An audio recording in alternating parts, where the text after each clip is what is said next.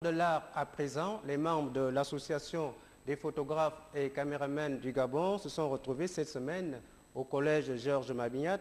Il s'agissait pour ces derniers de réfléchir sur les questions liées au fonctionnement de leur corps de métier.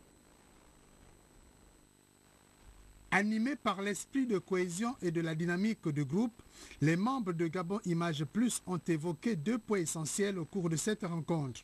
L'adhésion des différents studios photos dans cette association et les discussions avec les photographes nationaux. Interpellant ses collaborateurs dans le souci d'unifier leurs efforts en vue d'une meilleure organisation de leurs activités, le président de Gabon Images Plus donne ici les objectifs visés. Au sein de l'association, nous voulons atteindre un certain nombre d'objectifs tels que revaloriser le métier pour que ce métier soit pris en compte. C'est déjà amené à ce que ce métier, au lieu qu'il soit toujours classé dans la catégorie des métiers informels, qui deviennent métiers informels pour que l'État en tire profit. Davantage sensibiliser nos membres de façon à mieux se comporter dans les lieux de cérémonie, par exemple. Confronté à de multiples problèmes parfois liés au paiement de taxes, il lance un cri d'alarme. Compte tenu de ce qui se passe sur le terrain, nous verrons que l'État vient quand même en aide. Parce qu'il y a les gens qui sont en train de gaspiller le métier de la photographie. Il y en a qui gaspillent le métier, qui affichent leur pancarte par-ci par-là où il faut à 1000 francs. Et quand vous regardez la qualité de ce qu'ils donnent comme l'image, ce n'est pas vraiment ça là. La défense des intérêts de cette corporation et le souci permanent de travailler à l'unisson reste aujourd'hui le leitmotiv des membres de cette association créée le 19 avril 2005. Toujours dans le sillage des réflexions, une conférence débat sur la dépravation des mœurs et le respect de nos traditions s'est tenue récemment à Oyem, dans le nord du Gabon, organisée par l'hôtel de ville de cette ville dans le cadre de la célébration des 48 ans de son érection en commune de plein exercice. Cette conférence était animée par l'association Défense de la notabilité Abba du Olentem, compte rendu Templar et Benabessol. Et le non-respect de nos traditions, de phénomènes qui ont tendance aujourd'hui à s'installer dans la société. La ville d'Oyem a tenu à débattre sur la question, surtout au moment où elle vient de fêter ses 48 ans d'existence en commune de plein exercice.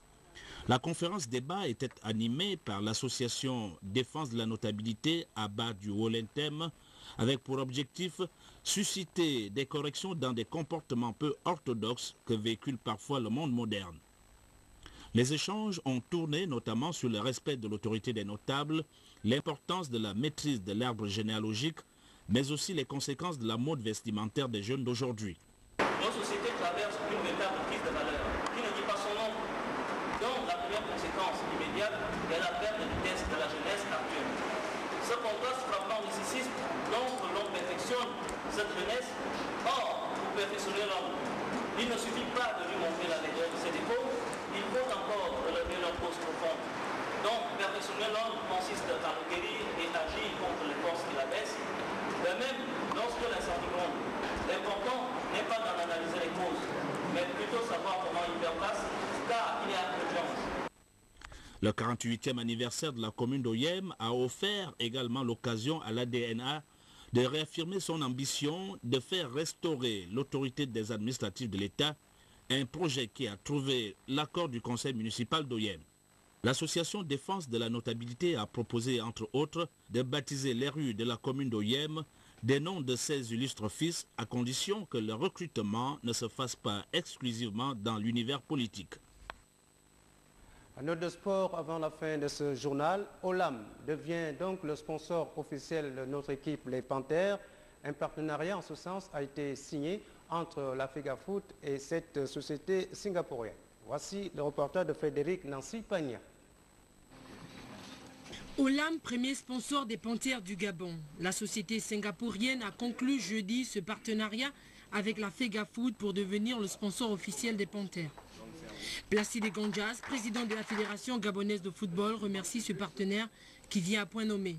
Nous sommes très heureux, le disais-je, d'annoncer officiellement la signature de la société Olam en tant que sponsor officiel des Panthères du Gabon pour les 3 prochaines années. En faisant venir les opérateurs économiques dans notre pays, c'est profitable à tout le monde et particulièrement à la jeunesse gabonaise. Ce partenariat avec Olam vise, selon le président de la FEGAFoot, 3 objectifs majeurs. Par ce partenariat qui s'inscrit dans la durée, nous avons une échéance à très court terme, je l'ai dit plus haut, la CAN 2012, qui va mobiliser, je l'espère, toute la population gabonaise. Mais au-delà, nous avons 2 objectifs majeurs qui permettront de faire grandir et progresser le football gabonais. C'est l'une de nos ambitions, la CAN 2013 et la Coupe du Monde 2014. La société Olam présente au Gabon dans l'import de produits alimentaires le négoce de bois, par la voix du coordinateur général de la zone économique spéciale, nous livrent leur motivation. La CAN 2012 se profile à l'horizon. Notre pays va organiser la CAN 2012 et notre équipe nationale, on aimerait qu'elle participe et qu'elle ait tous les atouts possibles qui lui permettent de faire un bon parcours dans cette compétition. Et donc elle a besoin d'un certain nombre de moyens, elle a besoin d'un certain nombre de soutiens. Et donc ce partenaire, qui est un partenaire stratégique pour l'État, a bien voulu également encourager l'équipe nationale, soutenir l'équipe nationale. La deuxième motivation, c'est une opération marketing.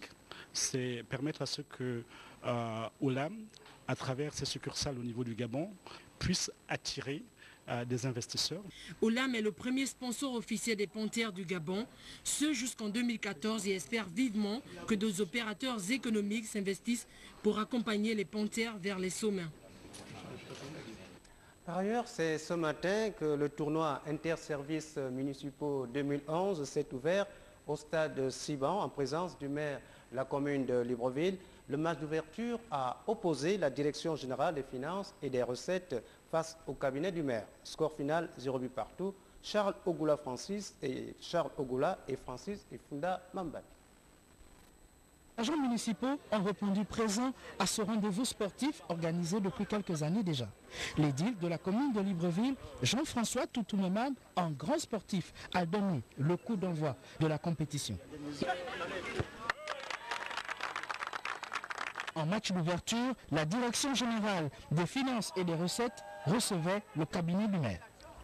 Une rencontre d'un niveau moyen qui a laissé le public sur sa faim. 0 but partout, c'est le score final. De par notre statut de vainqueur à 2 reprises de cette coupe et en autant d'éditions, il aurait été préférable qu'on gagne ce match. On a eu l'occasion de but, malheureusement on n'a pas pu les concrétiser. J'espère qu'à la prochaine fois ça aille. On sait qu'on attendait beaucoup de nous. Évidemment c'est la reprise et les conditions étaient difficiles. Je pense qu'on a fait de notre mieux, on a eu les occasions de but. Ça prouve que nous sommes capables de marquer des buts puisque nous avons eu des occasions. Et donc on va continuer à travailler parce que c'est, comme je le disais tantôt, c'est juste la reprise et que le travail ne fait que commencer. Le maire de la commune de Libreville n'a pu retenir son impression. La direction générale de la culture, des loisirs et des sports a fait très bon travail de créativité, d'imagination, d'organisation, épaulé sans doute par ses collègues de la mairie et aussi par les chefs, que nous sommes les maires. Je constate qu'il y a de l'engouement et le match que nous venons de suivre a été un match de très bonne facture. En levée des rideaux, les dames étaient à l'honneur avec la rencontre Hôtel de Ville face à Émergence, une sélection des mairies des arrondissements. Score final 4-3 pour les Blancs vêtus de l'Hôtel de Ville. Le tournoi se jouera tous les week-ends au stade de Siban et la finale est prévue se disputer quant à elle le 2 juillet prochain. Bonne chance à toutes les équipes et que le meilleur gagne. Voilà, mesdames, messieurs, c'est la fin de ce journal. Merci de l'avoir regardé. Cette édition a été coordonnée par Tassina Miko et Cyril Galécourt. Au revoir et bonne nuit à tous.